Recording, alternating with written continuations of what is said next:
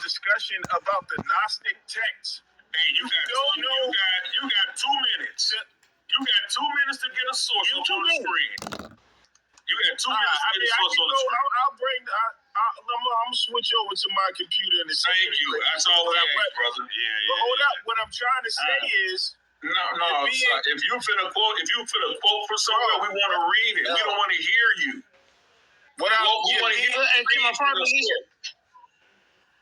No, I already gave you the parameters. I love JLP. I love y'all. Let me tell you something. Lex is a force to be reckoned with. I don't want to hear that, bro. I want to see your sources on the questions that we asked. Man, we're not in the. I don't want to hear your WWE spiel. I don't want to hear none of that. All I want to see is what I asked you. Okay, man. That's it. I didn't know. You ready, JJ? I already know JJ ready. He gonna bring his sources. It's this charlatan over here you calling the partner who ain't got no information. So I want him to take 2 minutes, go get on his computer, and he can come back and he can have the floor uninterrupted as long as he's reading from his sources. Simple. Okay. So can I ask you this? Okay, so did Yahweh create evil? No. So did he kill a lot of people? Like the flood, Sodom and Gomorrah, putting bears on little children, ladies and gentlemen.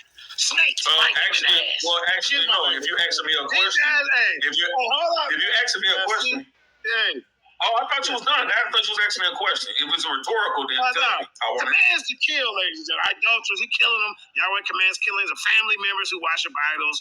I mean, he did a lot of killing, man. But that ain't evil. No, that's not evil. Let me ask you this. Just question. Okay, now putting bears on little kids, is that evil? Well, first of all, if you study the scripture, they weren't little kids. If you study the scripture, they weren't little kids. Young men. And that's the problem. That's the problem. First of all, hold on. That's the problem that you have, JJ. You're not well versed in the scriptures, and so that's why you're taking the road that you're taking. First of all, these were not little kids, right? These were young men. They were a school of prophets. They were not little kids. You're messed up with the English translation. Go get your study. So let's deal with that. The reason why, when you read the story, have you read the story about the she bears? Have you read that story? Have you studied that in Ezekiel? Elisha. Have you studied that? No, have you studied it in Elijah? Okay, the conclusion of the story is, ladies and gentlemen. No, I actually have you studied it. Like y'all. I thought you were going to let me go. See, I actually have you studied it. No, I asked you, so then I answered my question. Okay, so you read it before. So if you read it before, why? Hold on, because it tells us in the story. Why were they attacked by the she bears? Why? Okay.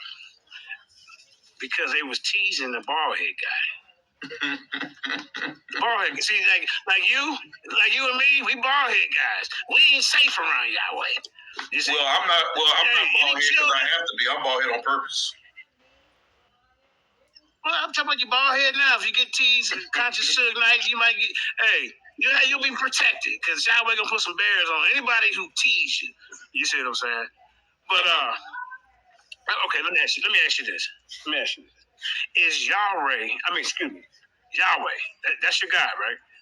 That's your top God. Yeah. He is, right? That's what I said. So if I show you that because y'all said El was just a name.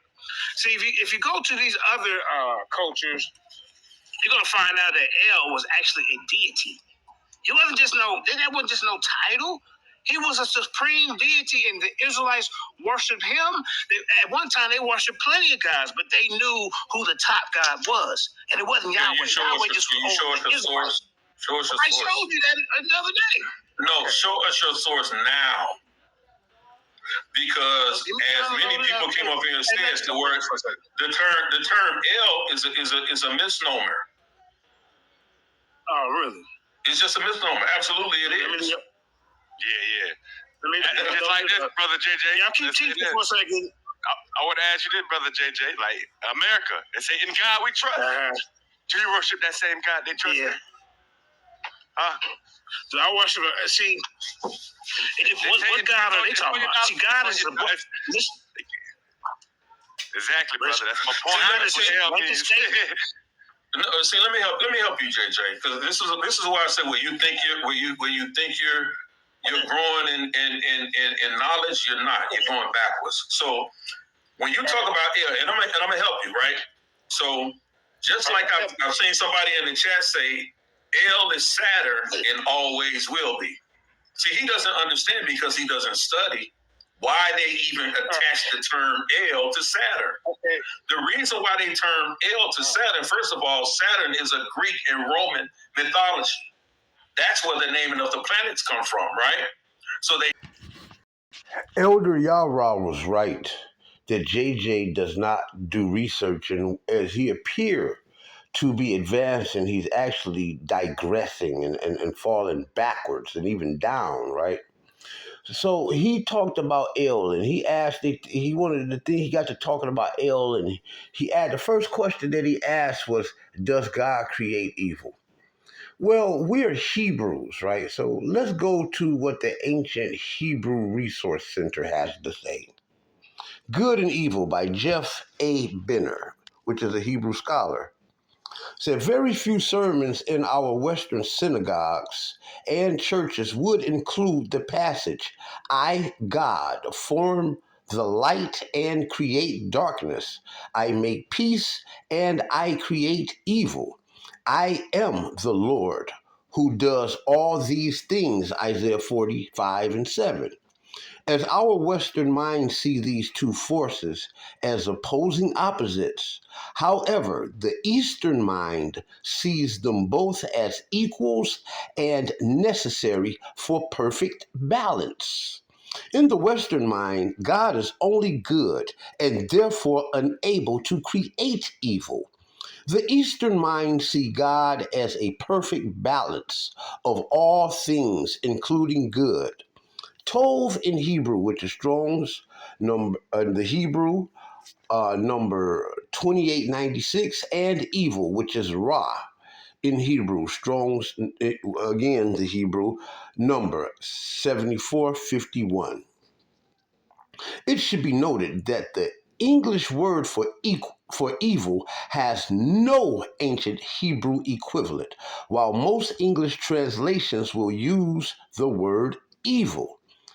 It is usually the Hebrew word ra, which is often translated as bad.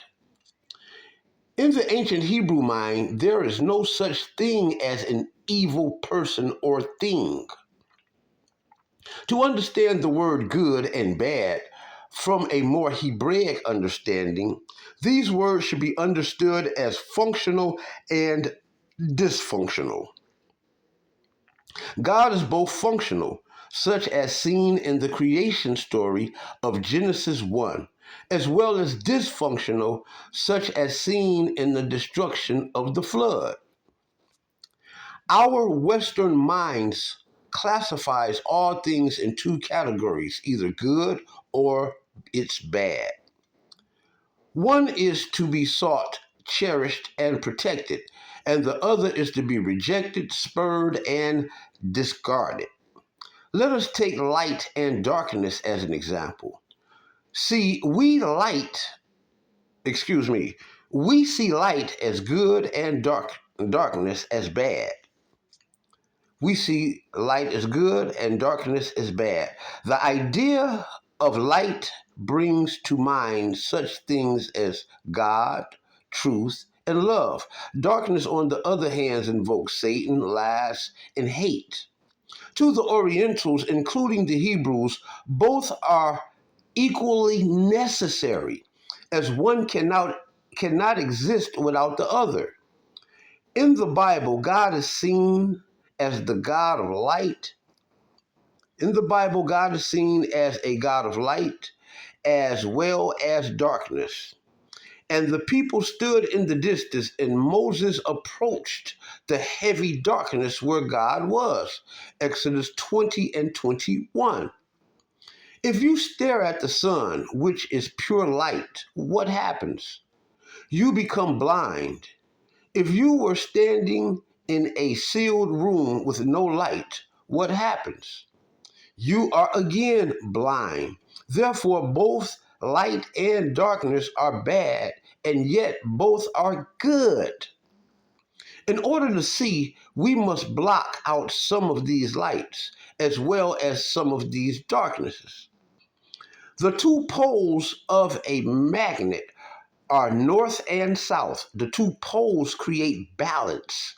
They're not morally good or bad, but necessary ingredients of physics and complement each other. Good and bad are more like the north and south poles of a magnet than our Western conceptions of good and bad. Good can can good exist without bad? Absolutely not. How can you judge something to be good if you cannot compare it to something bad? The same is true for all other concepts. Cold cannot exist without heat, or short without tall, or far without near, or large without small. Our Western mind usually ignores these extremes and seeks to always find the good or the bad. The Eastern mind is continually seeking both the good and the bad. In order to find the balance between the two, even Solomon recognized this when he said, "Do not be overwearily righteous." Ecclesiastes 7 and 16. Throughout the scriptures, we search for balance is found. Throughout the scriptures, this search for balance is found, yet ignored by Westerners who do not understand the significance balance. Therefore, they do not understand or harness the Hebrew thought, which is necessary to understand the scriptures.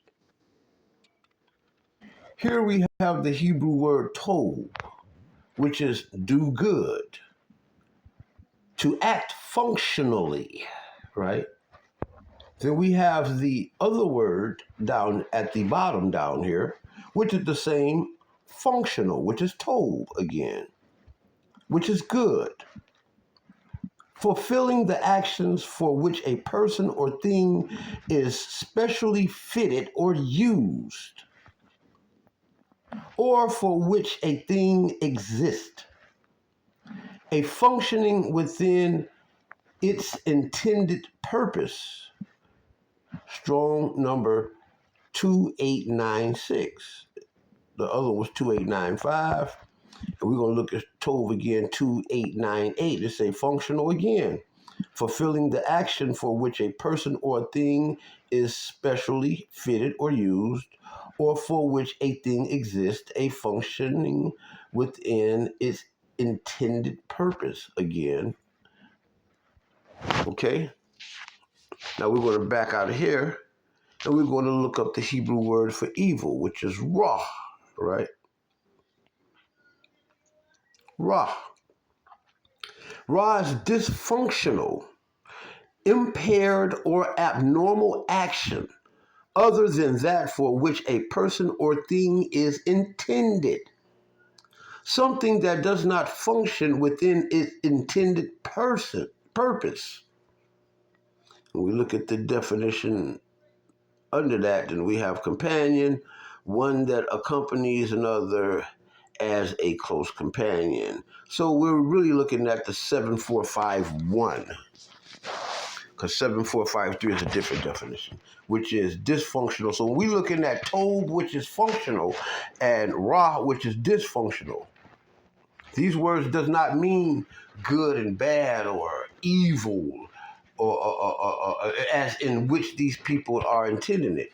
You know, it's more at functional or dysfunctional. JJ said that in most cultures, El refers to God and God only. That is not true. That is not true. That is not true. That is not true. And it's not true that in Hebrew. I want to say that the word El is a very solid word, and it has a lot of different meanings and definitions and usages in the Hebrew language. And I'm going to prove that right now, right? The word El means up, it means over, it means above, it means high, it means like way, way up there, right? It means like on top of something, right? It means two, it means four, right? So Al has a lot of different meanings in Hebrew outside, in functionings, outside of just a name, of a generic name for God, as JJ said. And I'm going to prove that now. As we go right here to the second chapter of the book of Bereshit 1, which is Genesis 1, right? In the English side, it says, "Now the earth was astonishingly empty, and darkness was on the face of the deep, and the Spirit of God was hovering over the face of the waters," right? Now, if you can follow my cursor right here, this word right here is ala pini hahum, which is over the face of the deep, right? You see, al really is El. That does not mean God. That means El, it means up, it means on, right? As in on pini, as pini, on the face, right? Of Tahum, of the deep, right? And as we read a little further, we can see that demonstrated again right here, where it's al pini hamim, which hamayim, right? Hamayim, which is El Pini Hapanim. Hamayim. El Pini Hamayim. El in this sentence does not mean God. So we have two times early in the scriptures, the very first time that the word El was mentioned in the scriptures, it does not mean God. Right? So I'm showing you that El has many, many, many functions, many usages, and many definitions inside of the Hebrew culture, as well as Arabic, because Arabic, El means up, it means on, it means on top of, it means to and for. Same as well as I believe Aramaic, right? But see, people always want to talk about these languages as if they knew something about these languages and about these cultures. But the only way that you can know about these languages and these cultures is to study the language and the culture. You cannot study and speak about El, the El of the Hebrews, through religious dissenters, through heretics, and through the agnostics. Now, this is important. When people try to tell you what El is in the Canaanites and what El is to the Israelites, there's only evidence out here to tell you what El is to the Israelites. There is very little archaeological evidence or historical documentation from Canaan for anybody to make any type of assessment on. It's very fragmented works out here. And it's very fragmented. I'm talking about fragmented so bad to where scholars can't even read the stuff, right? So what I'm telling you is that the name Yahweh, right? Yahweh could not be El, right? Because Yahweh comes from the Hebrew to be verb, which is called Hayah. And I will demonstrate that a little later, right? I'm actually pushing a horse before the buggy, so I'm going to demonstrate Yahweh as from the Hayah verb at the end. There is there isn't much information about the Canaanite to be verb right now.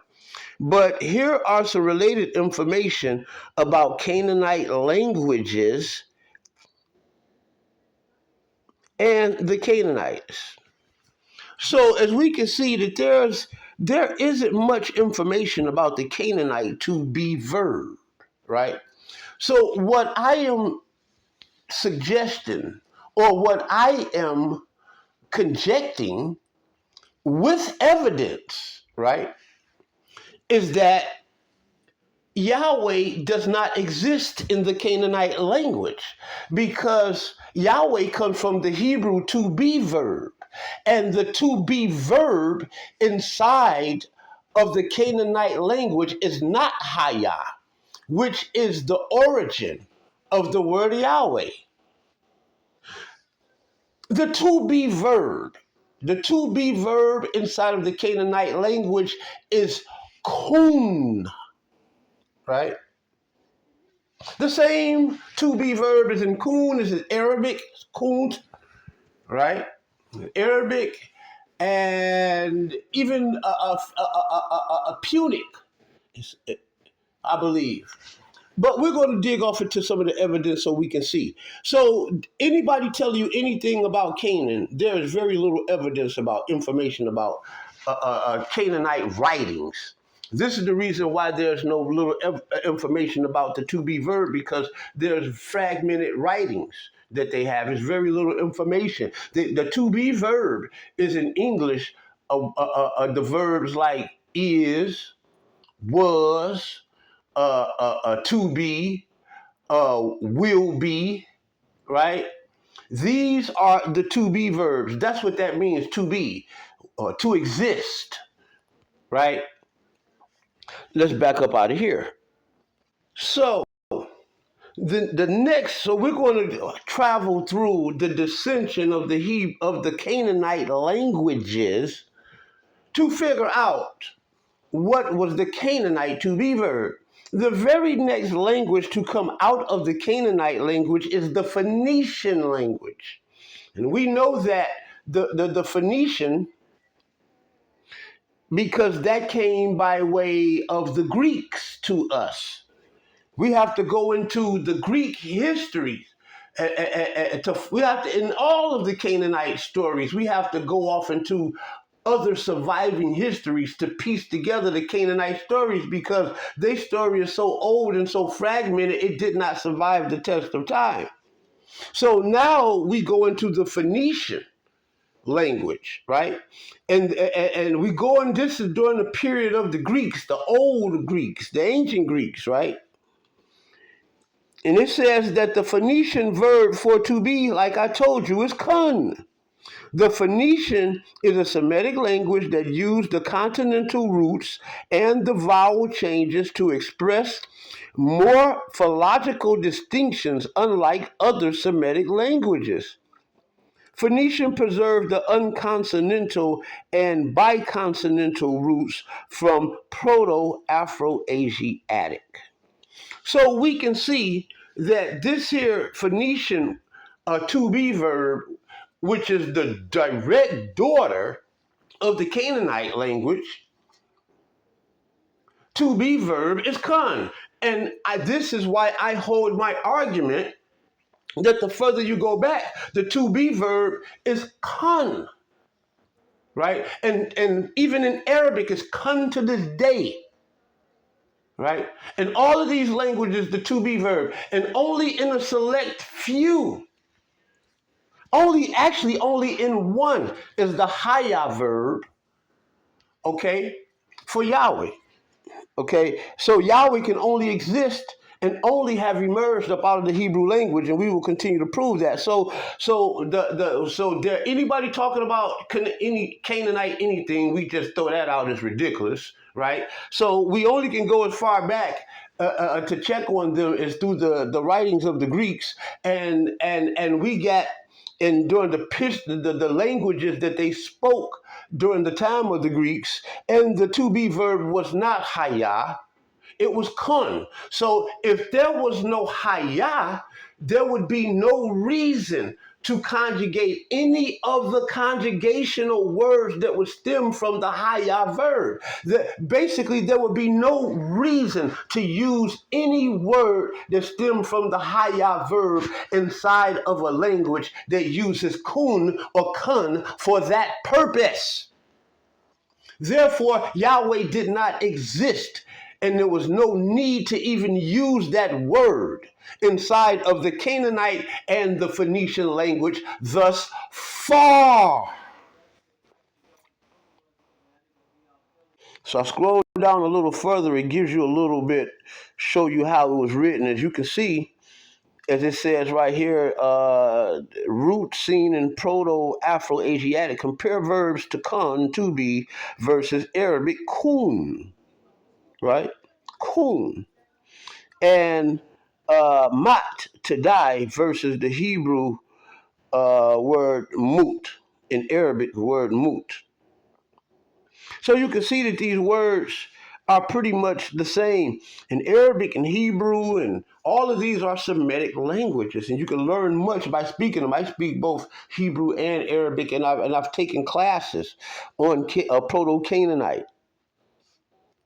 So let's go look through for the to be verb, because the to be verb is where the word Yahweh existed. So we went through Hebrew, we went through Phoenician. Let's go through a Moabite. What is the Moabite? What is the...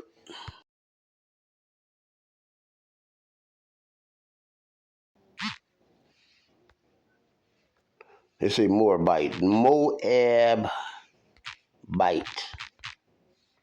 We could just look this stuff up together, people. What is the Moabite to be verb?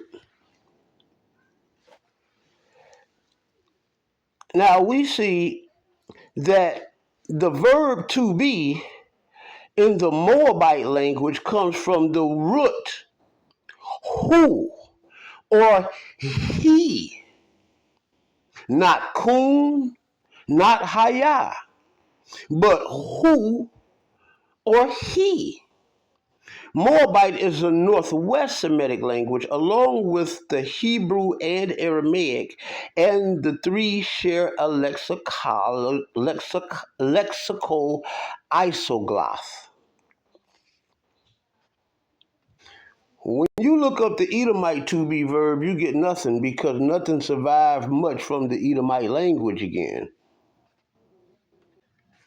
When we look it up in the Punic language, it said there isn't much information about the to be verb in the Punic language, but there is more information about Punic languages.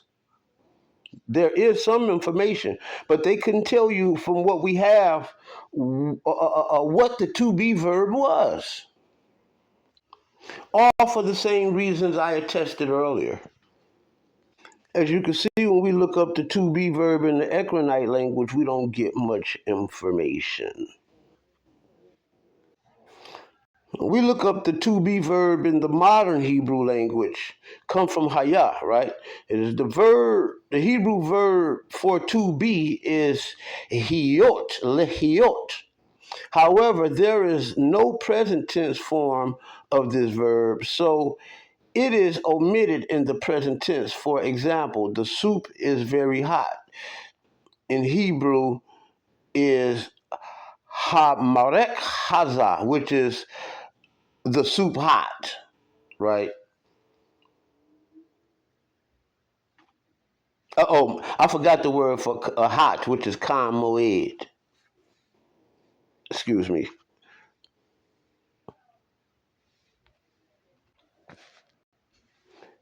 Okay, according to the Strong Concordance, the Hebrew word Yhwh is defined as the self-existent or eternal. It is a proper noun that refers to a deity. Let's go to the Strong's 3068.